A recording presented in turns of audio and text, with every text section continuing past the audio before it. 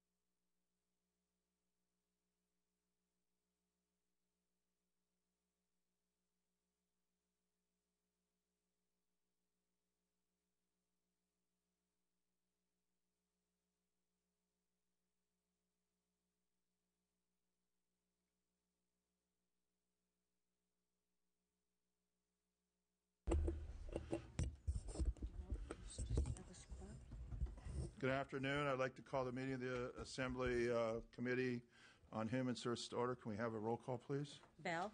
Here. Berryhill? Amiano? Here. Hall? Present. Logue? Portantino? We have a quorum. Okay. Today I want to understand that testimony will be limited to 2 witnesses for each bill, testifying for a limit of 3 minutes apiece. So those are the committee rules. We'll start with Senator Liu. She's here. Senator, it's your pleasure to start with item 1. And she has 3 bills, so start with the one she wants to start with. We'll do them in numerical order. Okay, we'll start with item 1. SB 112. Okay, we got SB 110, and these are 110. this is the first item. Item number 1, please. Correct. You have the floor, Senator. SB 110 addresses the problem of crimes against people with disabilities. Research tells us that persons with a disability are more likely than others. Just a second to approve the bill. Would you like me to proceed? You want to move on? You may. Okay. Others to be victims of both property crimes and violent crimes. And also, perpetrators are more likely to get away with these crimes when compared to crimes against persons who have no disability. Some of the problems with arresting and prosecuting the criminals can come from jurisdictional confusion. The bill makes it explicit that local law enforcement agencies have jurisdiction over criminal investigation. The bill also upgrades police and prosecutor training and makes several other changes, such as requiring the Department of Development Services to report crimes against regional center clients to local law enforcement agencies. And hi. So I have 2 witnesses today, Greg DeGuerre from the ARC and Brandon Tartaglia from Disability Rights. Thank you. Mr. Chair, members, I'm Greg DeGuerre representing the ARC of California, the largest membership association in the state of advocates for people with intellectual and other developmental disabilities in their family. And that introduction will be longer than my testimony. And to avoid talking anybody out of it, I'll just say we are the sponsor of the bill, and I'm available to answer questions. Next witness, please. I'm Brandon Tartaglia with Disability Rights California. Our investigations unit investigates allegations of abuse and neglect of people with disabilities to ensure that their protection and access to equal justice.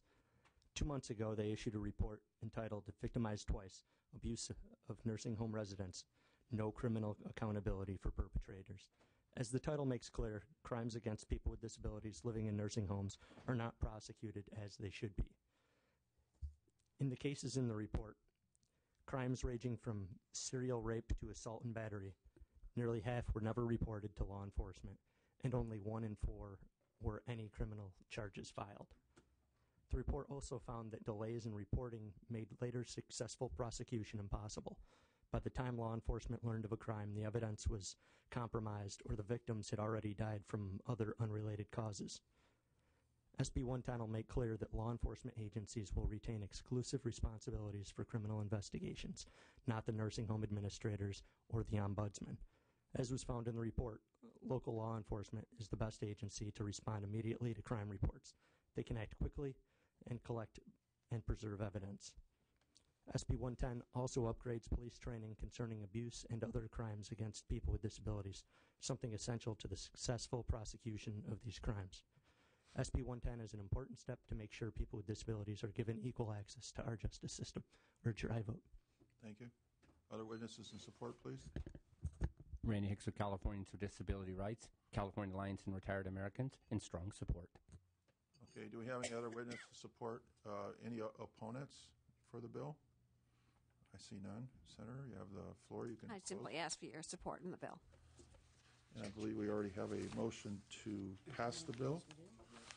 And I have no other questions. Does any committee member? If not, we'll call the roll, please. Bell? Aye. Bell, aye. Berryhill? Amiano? Amiano, aye. Hall? Hall, aye. Logue? Logue, aye. Portantino? The bill is out. Thank you, Senator. Thank you very much. My next bill is SB 1084. Mr. Chair, first I would like to thank you and the committee staff for your hard work on this bill. I am pleased to accept the committee's amendments, and also I understand you and perhaps other committee members would like to be added as To approve co-authors, the bill which I with the welcome. amendments. Yes. The federal poverty guideline is an income of $10,830 a year for an individual and $22,050 a year for a family of four. And using that guideline, California's poverty rate is 14.6%. Yet, as a result of the high cost of living in California, 3 out of 10 households lack enough income to make their basic needs. Poverty threatens the state's economic health by reducing the tax base, impeding the growth of an educated workforce, and increasing the cost of social services. The task force created by SB 1084 would create a pathway to economic self-sufficiency for the 4.6 million Californians living in poverty. The bipartisan task force would include legislators, representatives of state and county agencies, business, and other key stakeholders. Create an inventory of state poverty, job training, and economic development programs, analyze current programs to improve effectiveness, and develop a comprehensive plan to improve economic self-sufficiency among Californians 50% by 2020. This legislation is sponsored by the County Welfare Directors Association, the Insight Center on Community and Economic Development, the Western Center on Law and Poverty, and the Women's Foundation of California. And I have witnesses here to testify in support of the bill and answer questions you may have. Okay, witnesses in support, please. Hi, thank you for the opportunity to testify in support of SB 1084. My name is Julia Goodman, and I'm a campaign associate with MomsRising.org. We're a national organization with over 1 million members across the country and approximately 175,000 members in California. Our members are mothers, fathers, grandparents, and caregivers of all ethnicities and incomes.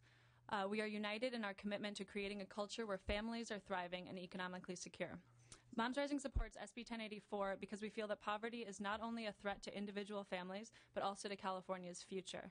Almost a fifth of California's children live in poverty, and among young children who live with a single mom, that number is much higher. This level of childhood poverty, if unaddressed, will cost all Californians. Poor children are more likely to have low earnings as adults, leading to reduced spending on goods and services and lower tax revenue for the state. Studies show that children who grow up in poverty are more likely to be involved in criminal activity. Crime imposes large monetary and other personal costs on victims, as well as the cost to taxpayers for administering our huge criminal justice system. And studies also show that poverty is linked to poor health, which in turn leads to increased healthcare expenditures. It limits productivity and ultimately reduces individuals' quality of life. We need targeted strategies that will reduce poverty, raise economic security, and ultimately save the state money. And I think that SB 1084 does just that. I trust that each of you is committed to reducing poverty in the state. And SB 1084 is intended to help you as legislators to understand what the state is already doing to address poverty and identify the most useful, productive ways that you can work together to create jobs and increase economic security for all Californians. We cannot simply will this problem away, and it's time that we create a comprehensive plan to deal with this problem. Thank you for your time today, and I urge your aye vote. Okay, thank you. Next witness, please. Good afternoon, and thank you for the opportunity to testify in support of SB 1084. My name is Hannah Hill, and I'm a program associate at the Women's Foundation of California. The Women's Foundation is a statewide organization that is dedicated to increasing the health, safety, and economic prosperity of all communities in California. As Senator Liu testified, SB 1084 will establish a task force that will provide a blueprint for reducing poverty and increasing economic security through 3 key steps. First, the task force will conduct a first-ever inventory of state poverty reduction and self-sufficiency programs. California invests significant resources in these programs, but has no comprehensive assessment of their impact or connections to one another. The state would be able to use the inventory to maximize program effectiveness and collaboration. Second, the task force would provide specific recommendations that would represent the needs of both private and public sectors to move 50% of Californians toward economic security by 2020. And third, the task force would establish an entity to implement the task force recommendations. We support the task force because it recognizes the fundamental link between poverty reduction, social services, workforce development, and entrepreneurship, and it requires no state funding. The 13-member task force includes individuals representing small and large businesses, the County Welfare Directors Association, and state legislators from the majority and minority party. It is a task force suffused with the practical knowledge and expertise needed to take significant steps to lift workers and the economy. 5.3 million Californians were living in poverty in 2008, and that number has only grown. The costs of poverty to our economy are pervasive and associated with poor health, increased crime, and reduced labor market participation, all of which hinder California's economic growth and competitiveness in an expanding global market. SB 1084 provides a roadmap to a thriving California, a California that thrives off of innovation, entrepreneurship, and a ready workforce. I urge you to make decisions today that will help rebuild our state's economic security and ensure a prosperous future. Thank you for your time, and I urge your aye vote. Thank you. Other witnesses support, please. Rebecca Gonzalez, National Association of Social Workers, California Chapter. We support the goals of this task force, and we urge your aye vote. Thank you. Thank you, Mr. Chair and members. Kathy Sunderling with the County Welfare Directors Association, a co-sponsor of the measure and available to answer any questions. Thank you. Other supporters, please. Tim Reese with the California-Nevada Community Action Partnership State Association in support of the bill. Randy Hicks with California Alliance for Retired Americans in strong support. Nicole Wortelman on behalf of the Alameda County Board of Supervisors, Ventura County Board of Supervisors, and City and County of San Francisco in support. Mike Carroll with the Western Center on Law and Poverty in support. Kevin Asley and Coalition California Welfare Rights Organizations in strong support. Thank you. Stephanie Hodson with United Ways of California in support of this measure. Okay. Is that it for supporters? Do we have any opponents for this bill? Please come forward. And I see none. Committee have questions? We have a motion on the floor. We do. I believe, yes. Mr. Amiano and Mr. Hall seconded. And Senator, do you want to close? Oh, Mr. Logue, you have a question? Yeah, thank you, Senator. Please. You have a lot of people supported this. Do you have any businesses that create wealth in California supporting this? Not on the support list at the moment. Small businesses, yes. Where? The Small Business Association is in support of this. California Small Business Association. Who's that? Well, I mean, it's a statewide organization. Okay. That's the only one? Is that correct? Yes, but we'd like to, but they're going to be part of the task force. Okay, because I'm just looking at your list here, and I see a lot of government, but I don't see very many people who create wealth and create jobs and create opportunity. A little perplexing, and when I see that, I get a little bit of a red flag, a little concern here, because I can say that the people who create jobs are the ones that should be at the table on this bill. I mean, as partnershiping, that's my only, I'm not saying that it's bad, I'm just trying to understand why they're not at the table on this, that's all. I appreciate that. Thank you. Okay, thank you, Mr. Logue. Other questions? Mr. Berryhill? I do. Thank you, Mr. Chairman. Welcome. Thank you. Thank you. Good to be here. Yeah, I'm pleased you're here. I hope that the election wasn't too hard for you, Mr. Berryhill. I made it through okay. Squeaked one through. Yeah. Senator, listen, I understand that we're trying to help poor folks and whatnot, but looking through this analysis, what we're trying to do here, and correct me if I'm wrong, we are replacing the federal poverty level with a elder economic security index. Is that basically what this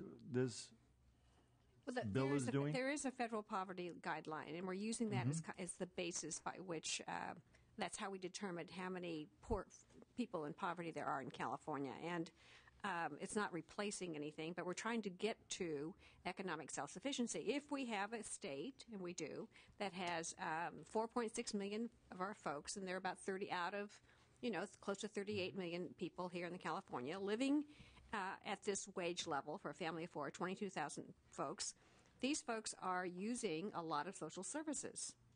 And the purpose of the task force is to come together to try to create pathways out of, or create more economic self-sufficiency for these folks, and to identify all the programs. And there's a plethora of programs out there that deal with various aspects of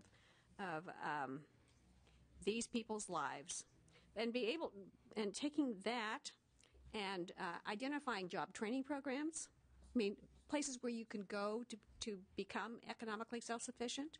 More education, whatever it happens to be. It's a task force designed to create a strategic plan so these people can elevate themselves. It's not that, how do you say this? It's not that people cannot already do that, but it just happens that this kind of information doesn't happen on the natural. And to kind of consolidate and have a task force that can articulate a pathway, I think it's a terrific goal, and the goal is to get half of these folks out of this situation by 2020. Now, what's the downside of that? Well, I guess, and the task force is privately funded. We're using the governor's model, Committee of Educational Excellence, and going to get philanthropic and private donors to be able to sponsor this task force. Well, I absolutely agree that it's a very, very noble goal. Again, just going back to our analysis here, our analysis says that this would double or triple what the FPL is at this current time. Is that accurate? I don't know. Double or triple the federal poverty level. Well, even if that was so, isn't that a good thing to kind of learn to address, and trying to get people to be motivated to get out of whatever they are caught in the cycle? Do you have a question, Mr. Berryhill? I guess my concern here is that in where this state is physically right now, I'm not saying that this is a bad program, but I just don't know if we can afford to do it.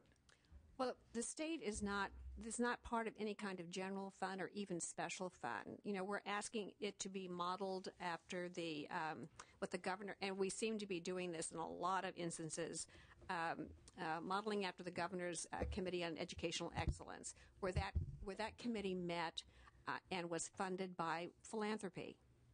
So, it's not out of general fund at all, but people who are concerned with the plight of many people in this state.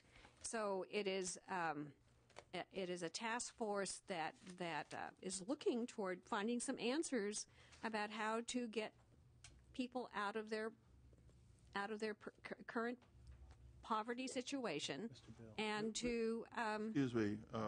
Yeah, go ahead. Yeah, I think Mr. Hall has a question also. Mr. Berryhill, do you have a question? Well, I guess your final point is then that this is private sector money. Yes. Yeah. Okay. Thank you, Mr. Hall. Yeah, I just wanted to. We're going back and forth on something that's really a no-brainer. I mean, clearly the state is not funding this. Is that correct, Senator? Correct. Is there any general fund? No. Is there any special allocation? No. Is the objective to move people to become self-sufficient, Yes. to reduce those below the poverty line? Is that correct? Yes, correct. how many individuals are being affected by this right now? Well, we hope that we have 4.6 million folks right now. Okay, so it seems like you're meeting every objective of every member of the legislature, and that is to make sure, as Mr. Berryhill eloquently stated, to help poor people pull themselves up by the bootstraps. Is that correct? Correct. Okay. Having said that, Mr. Chair, I'd like to support and ask for us to move the bill. Okay. We have any other questions? Then the motion is to do pass as the amendments are accepted by the author. Correct. So we have a motion to accept or to pass the measure. Okay. So we call the roll, please. Did you call the opposition? Oh, yes, I did. I asked if there was opponents. Okay. Senator, if you're amending the bill at the future, I would like to be added as a co-author of this bill. We're going to take the committee's amendment, so we'd be happy to have you as a co-author. I would like to be added, Madam Chair, as a co-author. Mr. Chair, as well as Mr. Hall, would you like to be added also? Absolutely. Thank you. Okay, thank you. Did she close? So those amendments will include Yes. that, and we'll call the roll. Did she close? Bell? Aye. Bell, aye. Berryhill? No. Berryhill, no. Amiano? Aye. Amiano, aye. Hall? Aye. Hall, aye. Logue? No. Logue, no. Portantino? It's 3-2. It's on call. You have on call with one member not here, so thank you. Thank you very Senator, much. you have one more bill. I have believe. one more bill. SB 1322. This is on our agenda. It's item 4, members. So Mr. Chair and members, SB 1322 brings more uniformity to the minimum work requirements for participation in the food stamp program and offers additional and more meaningful ways to meet those work requirements. Specifically, the bill would establish a self-initiated workforce option in each county, which would allow people to Second. Motion and second to approve the bill. Thank you. Would meet their food stamp work requirements of volunteering at schools, food banks, fire departments, or other nonprofit organizations. Prioritize the use of federal food stamp employment and training dollars for use in vocational education and training and or support services, and align work rules for food stamp participants, which will make it easier for thousands of Californians to keep their food stamps. I appreciate the work of your staff as well as their succinct analysis and her recommendations to clarify the provisions related to how FSAT funds would be prioritized. The sponsor and my office are working with the County Welfare Directors Association on this language, and as well as trying to get the Department of Social Services to help refine this language. And I have, here with me today, Jessica Bartholow from the Western Center of Law and Poverty, the sponsor of this measure, to testify. Okay, thank you, Senator. Please speak. Yes, welcome. Thank you. Jessica Bartholow with the Western Center on Law and Poverty. What I'm going to do is just take us through the 3 points of the bill and try to give some examples to help clarify what the bill is intended to do. So first, the first option of the bill is to be able to make sure that in times of acute unemployment, we're not asking people to achieve something that's unachievable in order to receive basic food assistance. If you have high unemployment, it's hard to find a job, especially if you're low skilled, which most of the food stamp recipients or many of the food stamp recipients are. So we're saying that the state work rules and the county work rules should be aligned with the federal work rules in this case. When high unemployment happens in a county or state, the federal government says we're not going to require you to meet the work rules in order to receive food assistance. Unemployment is high, and we understand that this is unachievable. So we would ask that the local the local work rules do the same. The federal government does this not only because it benefits the client and their family, but also because it benefits the local economy. The grocery stores in Chico, in Pasadena, in Oakdale, they all benefit from having food stamp income come into their economy. The largest one of the largest employers in the state of California, Safeway, benefits from having food stamps come into our economy. And when times are hard, anti-hunger advocates know that one of the first things to go is the food budget. And with the food budget, so go the jobs in the food industry, and the economy in the grocery stores. So that's the first. The second would allow people who are unable to meet the work requirement when it is in place, to do so by volunteering at a local organization, a local nonprofit. So it could be their church, synagogue, their food bank, their food pantry, school PTA, or fire department. The idea here is that when people are required to work because the economy's better, they should be able to meet that work requirement by doing something positive in their community if they can't find employment. Many of the counties do have employment and training programs, and some of them are very astute and should be commended. But not every county has one. I want to give an example that in Santa Clara County is one of the places where we first heard this as a situation, with a client who lived in Gilroy and was assigned to a work program in San Jose. It was a green jobs training environment, really great and positive for the community and if this person could get there for them. But they were a volunteer at the local Catholic Charities and would like to have done their 20 hours there, but couldn't. Okay, can you?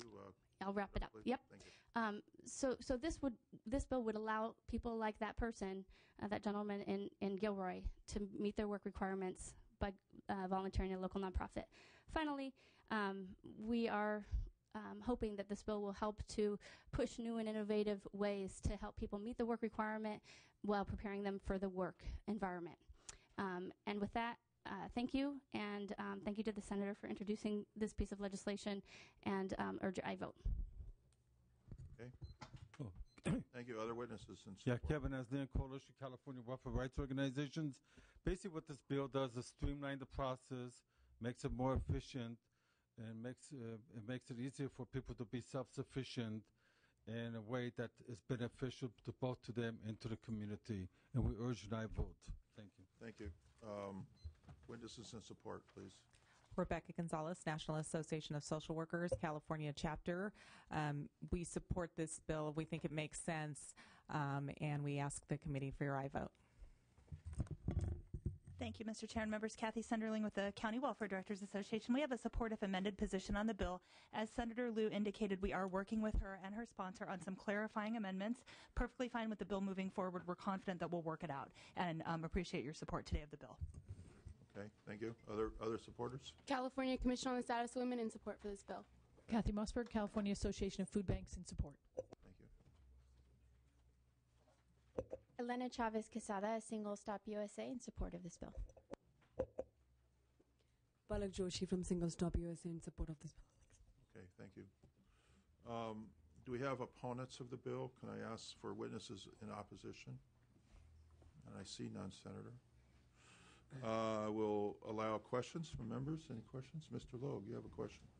I'm just trying to get this clear in my head here. So what this does is it allows able-bodied adults without dependents to receive food stamps, and instead of getting a job or looking to get employment, I can work at a food bank, schools. I could basically do anything but find a job. Is that correct? We're asking in the bill that if we're looking for an option aside from working, yes. So how do you think the taxpayers feel about Well, I mean, it's not. Anybody ask them? They're going to be paying for it. So I'm just Food curious. stamps is a federal program. No, I know taxpayers pay for that. Yes, Right. they do. And there are minimum work requirements that have been identified, and we're off. But if someone can't find a work experience that we would like to have credited toward that work experience, an opportunity to volunteer. Okay, and I understand where you're going with this, and with all due respect.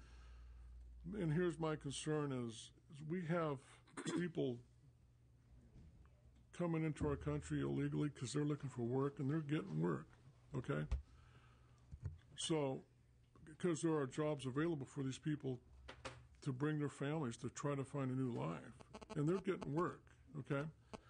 But we're going to set up a government system here where we have people in America who can choose whether or not they want to get that job and work, or they can choose to be a volunteer at a nonprofit organization and not make any money. Is that what this is? No. Let's. Yeah, sure. Well, first of all, I think clarifying things here. Right. To be eligible for food stamps, you have to be a United States citizen. That's not There the is a point. separate program for legal immigrants. That's not my point. Well, you mentioned immigrants, so that's No, why I'm but saying the that. point is, Mr. Chairman. Excuse me, I'm making a statement, Mr. Logue. So there's a separate program that's in the budget that deals especially with food stamps for immigrants. And this law, as I understand it, Senator, is the same work participation requirements for CalWORKs and other programs, correct? Correct. But it only allows, it would have consistency so that the same rules for that would be applied to the food stamp program, which is an average of $150 per person. So they would have to have some kind of program where they're working, able-bodied adults without children, and they would have to have some kind of activity that qualifies. Correct. And if there's no jobs, there's no jobs. And if there's no jobs and they're still hungry, they need to have some activity that benefits the community, and that's what your bill would do, correct? Correct. So, Mr. Logue, did you have another statement or question? No, I'm just trying to look at an incentive to get people to want to be able to go out and find those jobs, because I know there are jobs available. Okay. If jobs are available, sure. Okay, so the point is that my concern is the taxpayers. Okay, that's the bottom line. Is to try to make sure that we enable people to have a motive to get work instead of volunteering for a nonprofit. And I'll give you an example. In Chico, I had a gentleman come up to me and say he was offered $15 an hour to go to work, and he says, I turned it down because I make more money on food stamps, welfare, and unemployment. So this single person who is able-bodied is basically doesn't have the motivation to go ahead and get that job that he could have gotten. And so I'm just looking at, as a state, that we're starting to move in a direction where we have 30% of the cost of welfare in the nation in California with 12% of the population. So I'm not sure that this is the right way to move in this thing. That's all. I'm not, saying that your motives aren't correct. I'm just saying I'm not sure this is the right formula. That's all. Assemblymember Logue, if I could clarify that currently, right now in Chico, there isn't a work rule in place. There is no work rule, and that's because the federal government has waived it. For the counties that don't have a food stamp employment training program, especially the ones that can't afford to have their own, when they do have the work rule in place, that gentleman, for example, would still be required to do work. He absolutely would have a work requirement. Nothing in this bill relieves him of that work requirement. Absolutely not. I mean, Western Center would love to see something like that. That's our position, right? But that's not the bill's position. The bill's position says, hey, when the federal government says the work rules are still in place in Chico, that person still has to do the work. You can't find a job? Guess what? You go find one at a local nonprofit or our county work program. The county can't afford a work program, so they don't have one. So they could say, you either work or you go volunteer at the nonprofit. Now, here's the things that are happening at the nonprofit. And Chico actually... Oh, okay. Yeah, answer his question. But I have another assembly member that has a question also. Mr. Logue, are you? I'm done. Thank you very much. Yeah, you're welcome. Thank you. Mr. Hall, you have... Thank you, Mr. Chair. So if you don't find gainful employment and you don't volunteer, are your benefits cut? Well, let me say something about gainful employment. The federal law also requires that if you are offered a job, you must accept it. So my question, I just walk with me in this park, okay? If you don't have gainful employment, or if you cannot find gainful employment, are your services discontinued? That's correct. Okay. If I just that's right. The question. Yes. If then you find an organization that says, okay, well, you can't find gainful employment because the last I heard, the California has almost 20% or about a 15% unemployment rate, somewhere around there.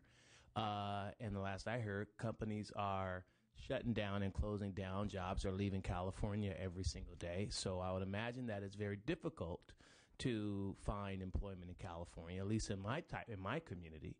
So if you can't find employment, then you go to a nonprofit organization and you volunteer whatever the required hours are. Is that correct? Same amount of hours.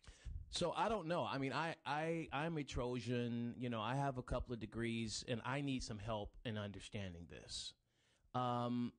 If someone goes to an organization and say, I want to volunteer for 8 hours, or have a company goes to that individual and say, I'll hire you for 8 hours, which do you think the person would want to take? I don't think people just go and volunteer at a nonprofit organization for free for 8 hours when they can get a job for 8 hours, because regardless of where you are, you still have to spend a certain amount of time. Is that correct? It's the same amount of time. Right. So I don't think people are going to use volunteering for 8 hours as an alternative to working. I think people would much rather have money in their pocket than not. That's my point. I mean, have you found that to be your experience? People would much rather work instead of volunteering, but they will volunteer as an alternative? Well, I would say that volunteering brings you more than just what economic remuneration, right? We all can agree on that. Volunteering is good for you, and so people volunteer outside of their jobs. But if you have a choice between being able to work and that's my point. Yeah, Kevin Aslan, Coalition California Welfare Rights Organizations. What the law requires is that if you don't have a job, you get $150 worth of food stamps. You have to work them off, and you have to do 20 hours. You could do it in a workfare program that taxpayers pay to have bureaucrats sitting over there to run them through the process. Or you could have them do volunteer work at a community-based organization. That's what this bill does. It says you could do this one that'll cost the government money, or you could do that one, which is volunteer organization. Now, as a taxpayer, I would rather have them do volunteer work and not cost me money than go and do it to the county. I'm not sure where you guys are. All right. All right. Well, we can have a debate, but we've got to remember we're talking about Senator Liu's bill. So Thank you. let's focus on her bill, not on welfare policy or something. I think we have to focus. Thank you. Mr. Loeb.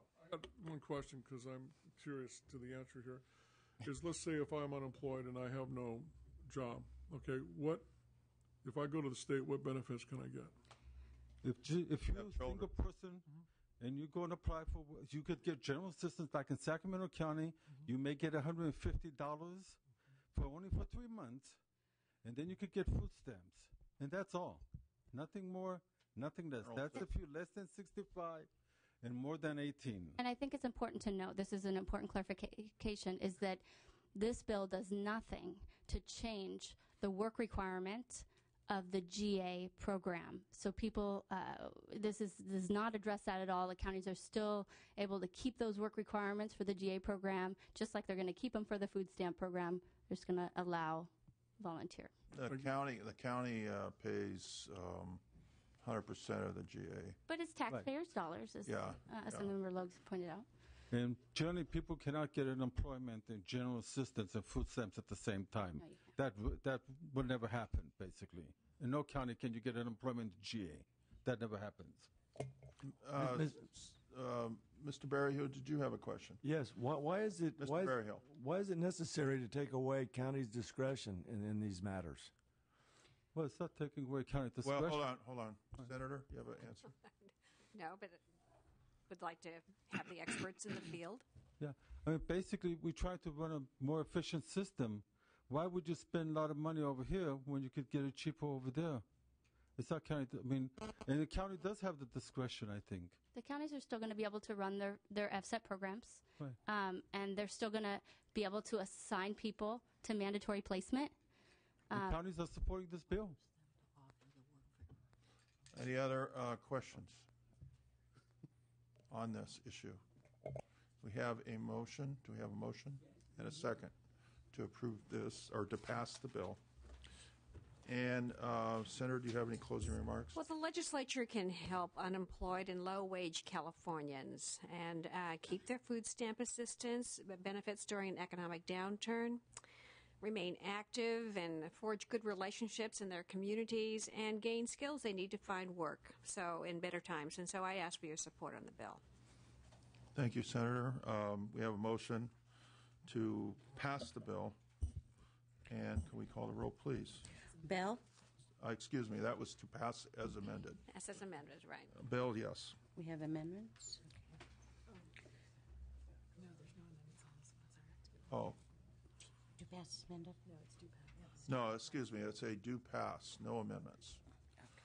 Straight do pass. Bell? Aye. Bell, aye. Berryhill? No. Berryhill, no. Amiano? Amiano, aye. Hall? Hall, aye. Logue? Logue, no. Portantino? Okay. Needs a vote. Thank you. Okay. Next we have Senator Welk. Welcome, Senator. And the Senator is here for item 3, SB 1214. Senator, you have the floor. Mr. Chair and members, I'm here on behalf of the Crisis Nursery. These are facilities that exist in Sacramento, Yolo, San Joaquin, Stanislaus, Nevada, and Contra Costa counties. Years ago, when they were first put together, there was a sunset attached, a 5-year sunset attached, because this was a special licensing category. There have been no abuses, no problems since. In fact, many people have been helped.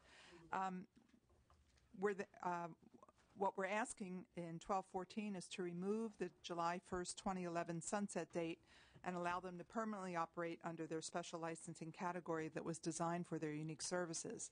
I amended the bill in the Senate to eliminate the option for emergency foster care placements in crisis nurseries after July 1st, 2012. This amendment addressed the concerns of the Youth Law Center and removed their opposition. Regarding the amendments suggested in the analysis, the suggested technical amendments in Amendment 3 on page 6 are just fine. It's also my understanding that the Chair is not requesting any longer a change in the sunset date, Amendment 2 in the analysis, and I am very appreciative of that, Mr. Chair. In the suggested Amendment number 1, page 5 of the analysis, I'm willing to accept the added language at the bottom of your suggested amendment regarding foster families using crisis nurseries for respite care, and I'm willing to work on gathering data on that issue. However, I am very concerned about the remainder of the amendment that disallows placements by relatives and family members. It precludes a family member from helping a parent who is experiencing a crisis and takes away an important service for families who need help. My preference is to leave in the language the way it is currently in the bill. However, I am willing to strike on page 5, line 24, or by another adult to help alleviate concerns. These crisis nurseries have proven to be a vital service and valuable child abuse prevention tool. Families are terribly stressed. We don't always have enough safe and reliable safe havens for children, and we need that. These, under the bill, crisis nurseries remain licensed and regulated. As I said, when they were first started, there was some issue and concern. That's why there was a sunset. There have been no issues, no problems. This bill is sponsored by the California Alliance of Children and Family Services, supported by the Child Abuse Prevention Center, CSAC, and numerous other children's organizations. And there are several witnesses here to address your concerns, Mr. Chair and members. My name is Roy Alexander. I'm the CEO of the Sacramento Children's Home. Crisis nurseries provide a safe place to stay while parents or parent is in crisis. Our primary goal is child safety and to prevent parents out of desperation to leave their child unattended or abused. My personal motivation comes from 35 years of seeing the lifelong dramatic effects of child abuse and neglect trauma. I've seen the emotional trauma of a child that's been left in diapers for days at a time, and when the diaper is removed, so does their skin. I've seen the impact of a child being left with a mother in the throes of psychosis when there's no one there to intervene. I've also seen many situations when a small amount of support at the right time can make lifelong impact. At Sacramento Children's Home, our case managers work with families to resolve the immediate crisis and help build informal supports for the future. Some parents we see once, some need repeated help, but all families are advised of all their community resources and especially the family resource centers in our community. To give you a profile of the families served in May of this year, we had 54 children, 18 were for parental respite, 14 for homelessness, 5 for medical issues, 7 for mental health issues, 1 while the parent was pursuing housing, 3 because of domestic violence, 3 indicated as educational issues, 2 were emergency overnight child care, and 1 was because of alcohol dependence. We know that of those 18 for parental respite, most of those are due to mental illness and alcohol dependence. 3% of the requests came from grandparents. Anecdotally, we know that the requests from grandparents that are caring for their grandchildren are for medical issues for short-term hospitalization. 29 children were declined services for 24-hour care, and 77 children were declined services for less than 24-hour care because we were full. Okay.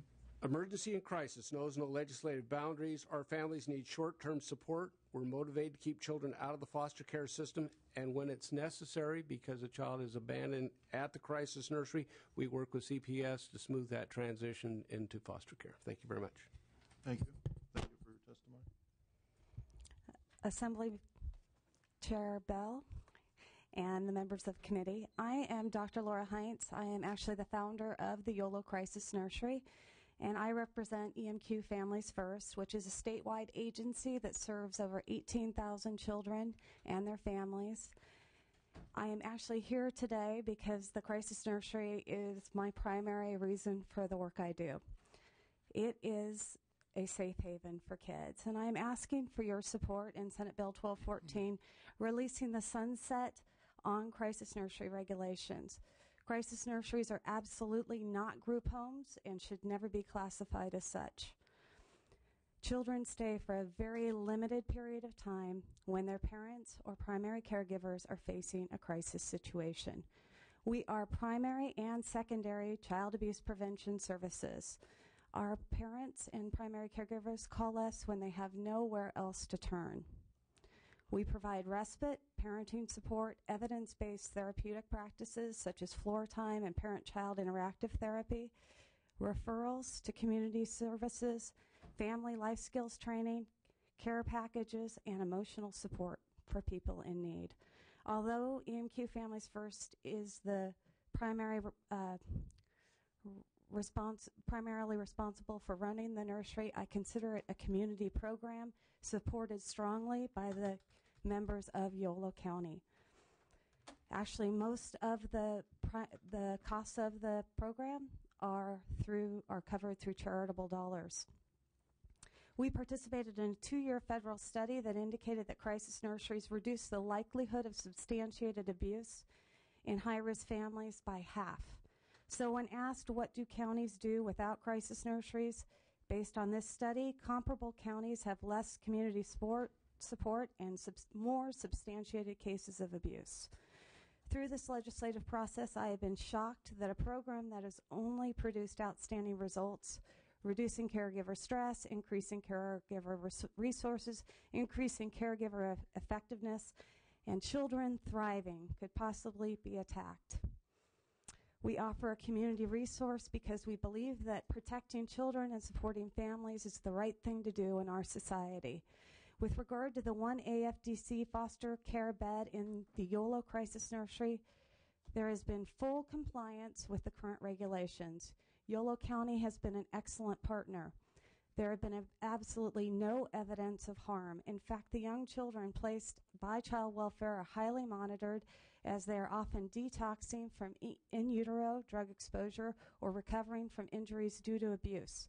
We have well-trained, round-the-clock staff who monitor the children, follow medical orders precisely, develop a feeding and sleeping schedule, and assist with the transition into a foster or kin home. We then continue to provide support to the family so the placement is successful.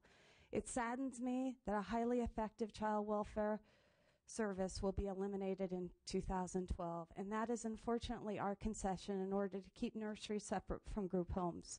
However, in the best interest of the children we serve in Yolo County, we need time to determine an effective and appropriate alternative. Speeding up the end date would not do that, and I thank you for that concession. Patria Marchand on behalf of Yolo County Board of Supervisors. Yolo County also supports 1214 in concept for all the reasons that have been outlined before.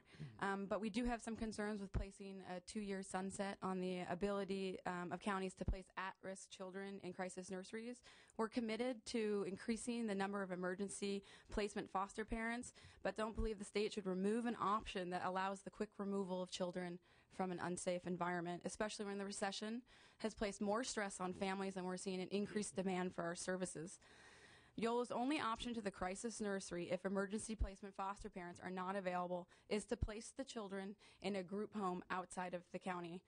In addition, our previous attempts to recruit foster parents for emergency placements have been unsuccessful because foster parents in Yolo County tend to want longer-term placements that lead to adoption rather than temporary or emergency placements.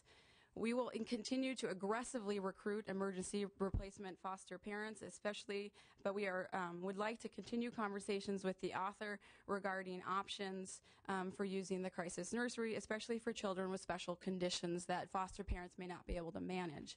Most importantly, I really wanted to emphasize on behalf of the board that Yolo County has a stellar record of protecting its children, which includes our partnership with the YOLO Crisis Nursery. We receive between 1,500 and 2,000 calls to our child abuse hotline every year. We have so far been able to successfully protect all of those children. We are proud of that work, and we hope to work with the author as the bill moves forward to ensure we can maintain this high standard of protection. Okay. Other witnesses, please. Mr. Chair, members, Dave Helmsen on behalf of the California Alliance of Child and Family Services. We're the sponsors of the bill, and yeah, we had the committee rules on witnesses, so. Well, good. Am I included in those rules? Yeah. Thank you.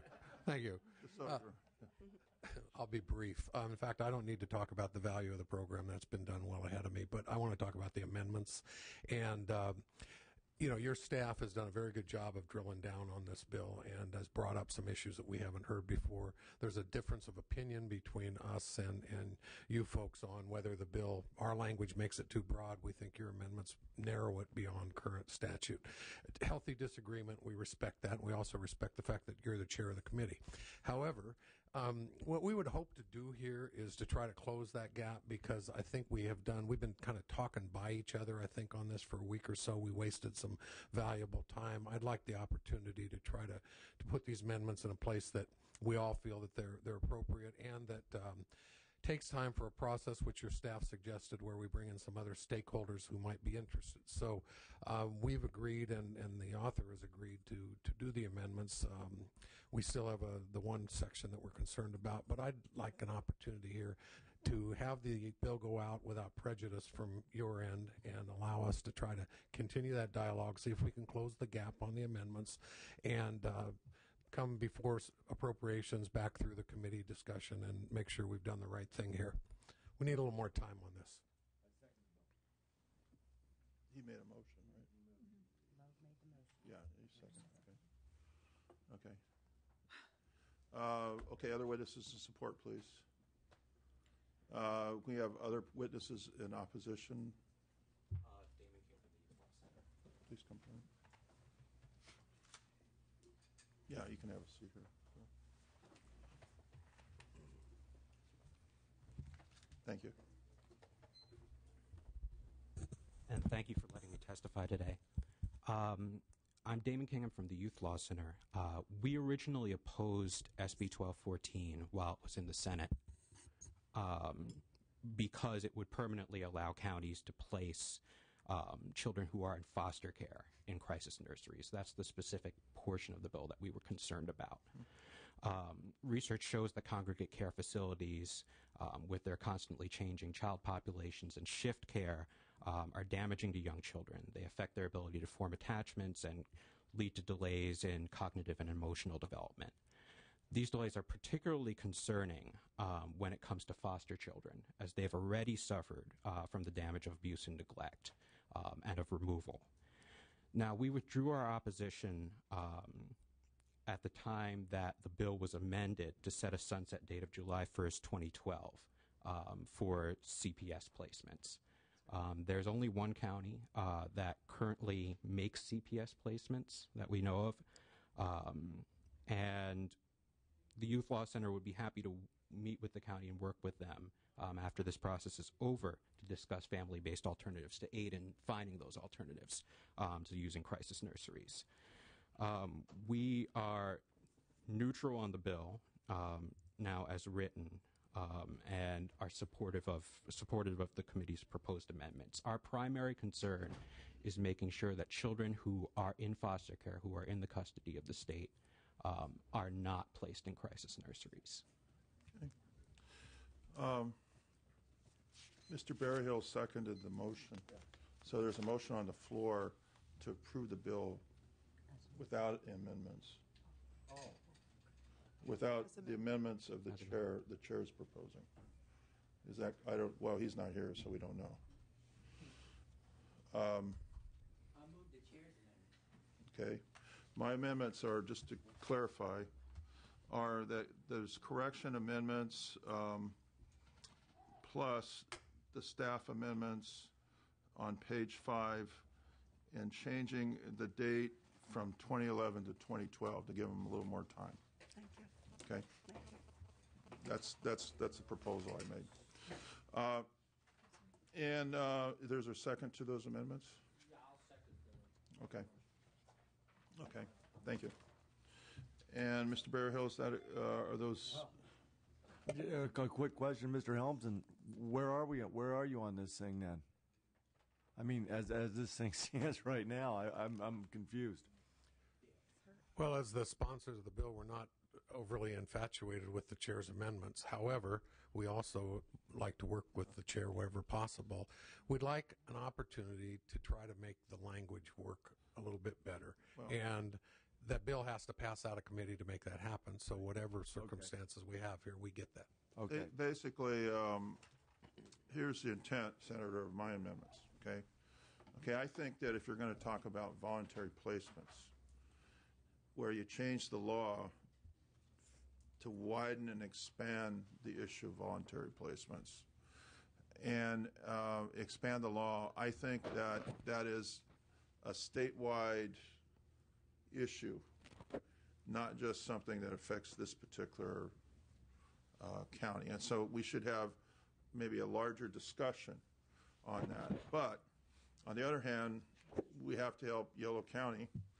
And 2012, based on what I heard and having people talk to me, instead of my original 2011, 2012 is a more reasonable timeline for them to try to find alternatives, working with other organizations for placements in foster families. We're not talking about a lot of children, so I think it can be done. And that's the reason for the amendments. I think the issue of the statewide implications should be perhaps a bigger discussion in a larger, maybe a subsequent bill by Senator or some other concerned person. So that's the reason for the amendments. And when you look at the bill originally, you thought it was just Yolo County, just this one thing. But when you look at the actual language in the bill, it has like a more of a broader statewide implication. So that's the purpose of the amendments. And I think I'd be happy to work with Senator Wolk. I've worked with her for many years on every issues. And I'd be happy to work with her on this particular issue. But in terms of this bill, to get it going forward to help Yolo County, I think this is something we can do. So that's the recommendation, Mr. Portantino.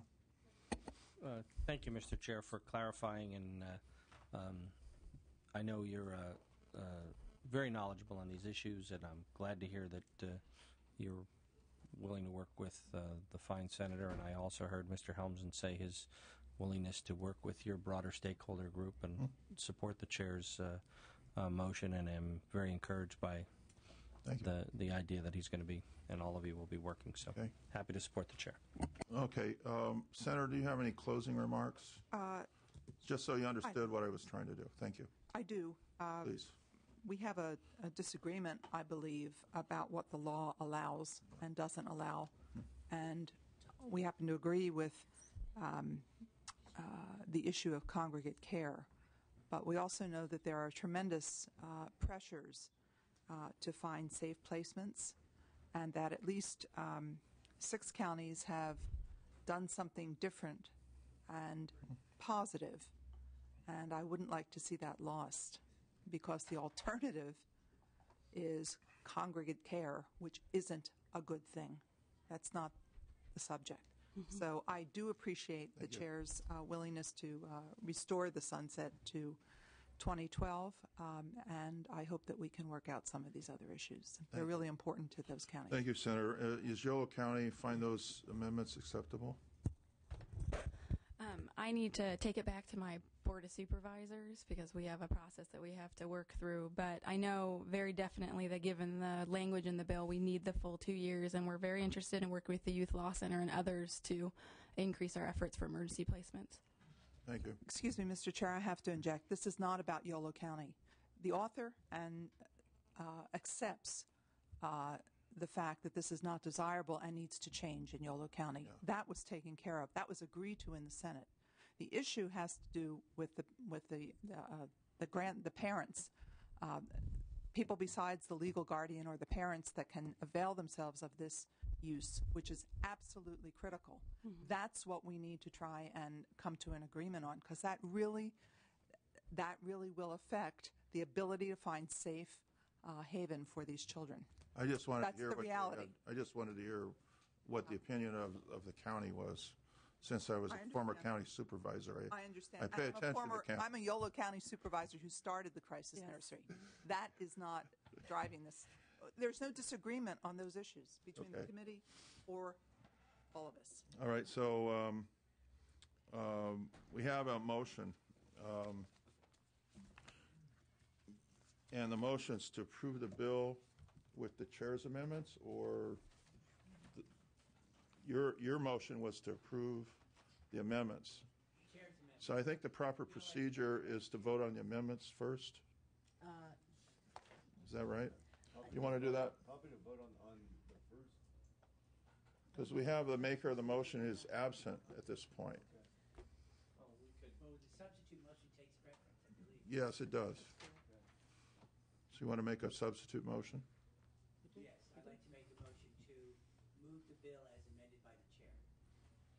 Okay, that's a substitute motion? Okay.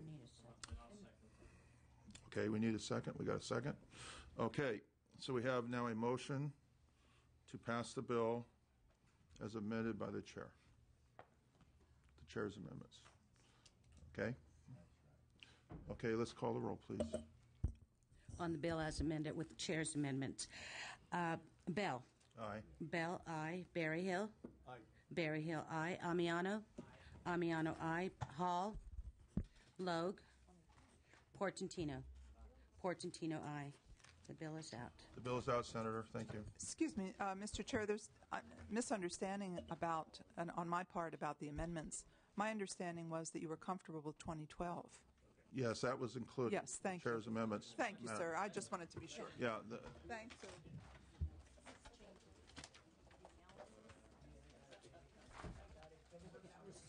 They're pretty hostile. Nice. We have a couple of bills in call. We can't leave yet. Mr. Portantino, you need to add on a few. Yeah.